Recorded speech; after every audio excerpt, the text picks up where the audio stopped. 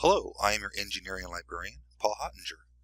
If you need to contact me, you can email me at prhottinger@cpp.edu.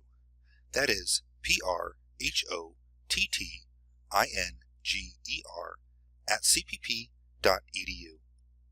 In this tutorial, you'll be learning how to create an annotated bibliography. So what is an annotated bibliography? Cornell University defines an annotated bibliography as a list of citations to books, articles, and documents. Each citation is followed by a brief, usually about 150 words, descriptive and evaluative paragraph, the annotation. The purpose of the annotation is to inform the reader of the relevance, accuracy, and quality of the sources cited. So let's go through the process of creating an annotated bibliography. The first step is to find and gather information and learn about a topic. You will need to find a variety of sources to provide a comprehensive overview of the research on the topic. This may include books, journal or magazine articles, websites, or other materials. This part will be determined by the scope of your research topic, which will provide a comprehensive overview of the topic itself. You will also want to choose works that provide a variety of perspectives on your topic.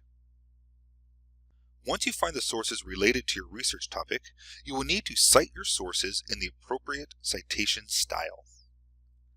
And be sure to list your sources in alphabetical order by author. The next step involves writing a concise annotation that summarizes the central themes and scope of your source. Now remember, this is not an abstract. An abstract is merely a short summary for the reader. An annotated bibliography does more than summarize the sources.